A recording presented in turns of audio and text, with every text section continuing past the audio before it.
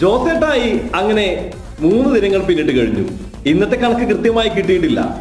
എങ്കിലും ഒരു കാര്യം ഉറപ്പിക്കാം, ഈ ചിത്രം ഇന്നത്തോടുകൂടി ഒരുപക്ഷെ 40-45 കോടിക്കടുത്തുള്ള കളക്ഷൻ നേടിയെടുക്കാനുള്ള സാധ്യതയുണ്ടെന്നാണ് ട്രാക്ക് റെക്കോർഡർമാരുടെ കണക്കുകൾ പറയുന്നത്.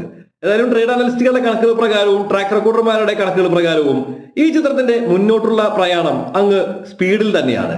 പ്രത്യേകിച്ച് കോഴിക്കോടൊക്കെയുള്ള സിറ്റികളിൽ വലിയ രീതിയിലുള്ള കളക്ഷനാണ് ഉണ്ടായിക്കൊണ്ടിരിക്കുന്നത്. കേരളത്തിൽ ഒട്ടുമിക്ക സ്ഥലങ്ങളിലും ചിത്രത്തിന് ഒരുപാട് ആളുകളുടെ പിന്തുണയുണ്ട്.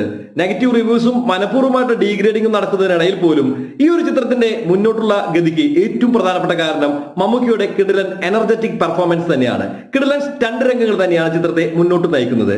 വൈശാഖിന്റെ മേക്കിംഗ് എടുത്തു പറയേണ്ടതാണ്. അതുപോലെ ഈ ചിത്രം കഴിഞ്ഞ ദിവസം നേടിയെടുത്ത കളക്ഷൻ 30 കോടിയാണെന്നുള്ള റിപ്പോർട്ടുകൾ പുറത്തു വന്നു കഴിഞ്ഞു. ഈ ദിവസം കഴിയുമ്പോൾ ചിത്രത്തിന്റെ കളക്ഷൻ 40-45 കോടിക്കിടയിലായിരിക്കും എന്നാണ് പറയപ്പെടുന്നത്. കാത്തിരിക്കുന്നു ആ ഒരു റിപ്പോർട്ട്.